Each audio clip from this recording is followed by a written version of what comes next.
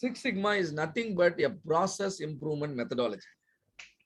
When you ask me, improving results is important or improving process is important, I will say improving process is important. Right? I hope you will also say the same thing. Because when you focus too much on the result, you are making your organization people-centric. For example, all of you want to get a valuable certificate. Can I print the certificate directly and give it to you on day one itself? How many of you will be happy? No, sir. We wouldn't have gained the knowledge. So, being result oriented is important in any business. But if you actually try to produce the result without going through the process, completely it will become meaningless. So don't be too much result oriented. Rather, you need to be process centric. If you have a result oriented approach, what will happen? Your organization will become people centric. What is people centric? Result will come only if such individual is there. If that particular individual is not there, now what will happen to the result?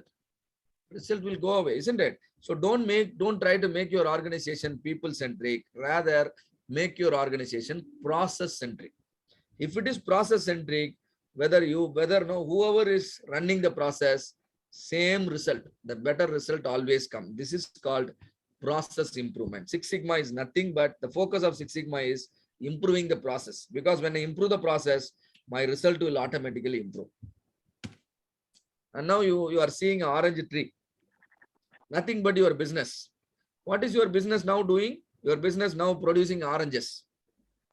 And now what you want is, you want to produce apple. Can you produce apple from the same tree? No, sir. Definitely not possible. If I remove all the oranges and attach small apples, it is not going to grow further, isn't it? If I want to change the fruits, I must change the roots. That means whenever you wanted to change the result, you must improve the process. Process improvement is unavoidable. Change is something, you cannot avoid.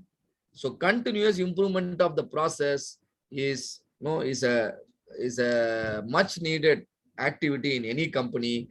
And this is what in Six Sigma we call it Y equal to F of X, process improvement. The process centric approach, where Y is the result you want to improve. Where Y is the result you want to improve, Y is the problem you want to solve, Y is the gap in performance. Y is mathematically called dependent variable. Why do I call it dependent variable? Y is not controllable directly. Y is not controllable directly. For example, your company's market share is 30%. Your boss wants you to double it. Your boss wants you to double it. Now, what is the current market share? 30%. What do you want to achieve? 60%. Will you be able to do it in overnight? Will you be able to do it in a month time? Can you double your market share in a month time? Tell me yes or no. No. No, sir. No. That means that is a problem, is a Y variable problem. Problem is a Y variable problem. That is why we call Y variable as dependent variable. It is not under your direct control. You can't control it, but you will definitely be able to impact it by understanding the independent variable. Your Y depends on several other factors. For example, I want to improve the market share. Now tell me the factors that depends on that drives my market share. For example, I want to take my Six Sigma training to everywhere. Now the efforts put in my marketing department should be multiplied. Am I right? The marketing department may be operating only in Chennai. Now we need to operate in all the cities. Wow. We need to go outside the country also. And gradually my market share will improve, isn't it? So, but there are certain factors under your control, but your result is not under your control directly, right? Your result depends on the factors which are under your control. Those factors are called the X factors. We will call them the potential X factors. Mathematically, they are called independent variable. When I say independent variable, it simply means it is under your control. For example, I want to reduce my weight. I want to reduce my weight. Tell me, weight is a dependent variable or independent variable? My weight is 100 kilogram. I want to reduce it to 70 kilogram. Tell me, can I change it to 70 in whenever I want? Is it possible? No. So it is a y variable. So it is a y variable. But I know my weight is a function of what I eat. Am I right? Yes. Yes. Can I control what I am eating or what I am consuming as calories? Yes. Yes. So the calorie consumption is a x variable. My weight depends on my daily workout. Can I control the daily workout? Yes. Yes. Then that is an Yes. x variable. My sleeping time influence my weight. Can I control the sleeping time? Yes, Yes. that is Yes. also x variable. My stress level, that is also my controlling my y variable. So always, if you can't touch your variable directly, that is a y variable, that is a dependent variable. If you can touch the variable directly, understand that is an x variable. The x variable are called the potential factor. If the potential factor deviates, that will pull down your y. For example, you consume more food, more calories, what will happen? Within 10 days, you will become double the weight. Am I right? Yes. So if the x deviates, your y will also deviate. If you want to make corrections in your y, you must make corrections in your x. This is what we call it Six Sigma way of problem solving. And the approach is called y equal to f of x, process centric approach. All right. And now tell me, the calorie consumption and the weight gain. What is the kind of relationship? I want to increase my weight. Now, should I consume more calories or should I decrease the calories? Consume more calories. Consume more calorie. When I want to increase the weight, I need to consume more calories. And now the relationship is positive relation. Increasing the x will increase the y. Now the relationship is positive. Is that very important to understand the relationship? Yes, it is very important. Only when you know the relationship, you can solve the problem. Isn't it? Doctor is giving you the advice because he knows the relationship. Am I right or not? Yes. Doctor is advising somebody to consume less calorie because he is overweight. Somebody is less weight. Now doctor will advise him to eat more food or more healthy food. Isn't it? So the relationship needs to be understood for offering a solution to the problem. All of you are with me on this? Yes or no? Yes, sir. Yes, sir. Yeah, that means you have to learn certain statistical tools. Understanding the relationship between x and y variable is called regression analysis. What is that called? Regression analysis.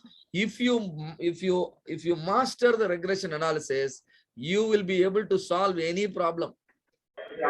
Depend on the expert. Because if the relationship is known, solution automatically evolves. Let us understand this better in the next slide. And now imagine your market position is weak. When I say your market position is weak, what do I mean? Your products are not doing good in the market. Your competitors' products are doing good. That means the oranges what you sell in the market are not really good. Now your job is you must improve the quality of the oranges you are producing. That is called product quality improvement. If you feel that your products has some quality issues as of now your job is improving the quality of the existing products. For that, Six Sigma gives a methodology called DMAC. Do you know when to use DMAC? When you have an ongoing quality issue in your existing product, there are customer complaints coming on. There are failures happening in-house. There are failures happening external. The approach should be DMAC methodology. On the other hand, your oranges are doing very well in the market. Fantastic. Everybody buys your brand only. And now your management will change the strategy. Now your management will expect you to produce apples. You no need to improve the oranges further. Because why? Because you have reached the acceptable quality level. And now you want to produce apple. Now this is called new product development. When a company will focus on new product development, when the market position is strong. When I say strong, your product quality is really great. Your customer cannot place their product nearer to your product. Yours is superior. And now your focus is on developing new product. And for developing new product, Six Sigma gives another methodology called DMAT-V. Define, measure, analyze, design, and validate. Here, what is DMAT? Define, measure, analyze, improve, and control. We'll see everything. And DMAT-V means define, measure, analyze, design, and validate. If you use DMAT-V methodology to develop new product, your approach is called Design for Six Sigma. What is it called? Design for Six Sigma. Because while developing the product itself, you are focusing the Six Sigma quality. Why do you do it like that? Your product is already a big brand. And now every product you produce should come with the best quality. So you can use DFSS, Design for Six Sigma approach. Hope it is clear. And now we will analyze and then we will take a break at this slide. And now after this particular slide. Now let us do a small analysis. Y equal to Fx, the problem solving strategy. Where what is Y? The dependent variable. What is X? The independent variable. Independent variable means factor under your control. Direct control, right? And now imagine your product is coffee. Your product is coffee. Your company runs thousands of restaurants across the country. Your company runs thousands of restaurants across the country. Now you are responsible for the quality. Now you are in the head office. And now you are receiving lot of complaints in your office. Majority of the complaints are about the coffee only. All other products are okay, no complaints. But coffee alone, you get lot of complaints. Now tell me, what are the X factors here? What are the potential X factors? You understand my question? Coffee quality. Coffee level. Coffee quality is the problem. Many people are saying that your coffee, is not up to the mark. Now tell me the X variable. Coffee Water maker. quality, milk quality. Yes, Sugar level. very Coffee good. maker is bad. Quantity of sugar used, quantity of water used, quantity of milk used, and the cost of that coffee. No, cost is not, not in the complaint. Now complaint is only in the taste. So you are right, all of you are right. The amount of milk, the amount of coffee powder, the amount of sugar you add, the temperature of the coffee, the vessel you are using, or the cup you are serving the coffee, everything matters.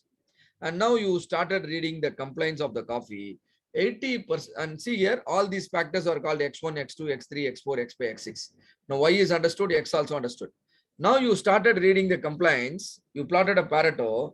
Now you understood 80% of the complaints are about the strongness of the coffee. 80% of the complaints are about strongness of the coffee. And now tell me, which factor is critical to this problem? Temperature and coffee. Powder. Powder. Coffee powder. Powder. Coffee powder is the factor which is critical now. Because when I put more coffee powder, my coffee will become more stronger. And when I put less coffee powder, my coffee will become less stronger. So what do I understand now is my coffee powder is critical. See, this is how you need to solve the problem. You must understand the critical factor. In this case, in this problem, coffee powder is critical. And now tell me, what is the relationship of X2 with the capital Y? What is the relationship of X2 with the capital Y? Positive. Directly proportional. Very good. Directly proportional or positive. And if you know this relationship, you will be able to solve the problem. Right? You are saying that positive because when I increase the coffee powder, the strongness will increase. Beyond certain point, it will become over strong. So you will stop at that particular point. How will you stop at that particular point? You will do some experimentation. Am I right? How do you stop at the particular point? by doing some experimentation. You will add 8 grams of coffee powder and then check the strongness. And maybe you will give it to many people and people will say it is not strong enough. And now you will add 10 grams of coffee powder. Now people will say it is strong. And now the solution to the problem is arrived. What is the solution? Coffee powder equal to 10 gram is the solution to the problem related to the strongness of the coffee. Same way, if you want to impact the sweetness of the coffee, the critical factor is sugar. And now the relationship of sugar also positive. So identifying the critical factor is important to solve a problem. And solution will come out, solution will evolve if you know the relationship of the critical factor with the Y variable. And understanding the relationship of the critical factor with the Y variable is called correlation and regression analysis. And that is what we will be learning inside the training program. So what I do is, I would like to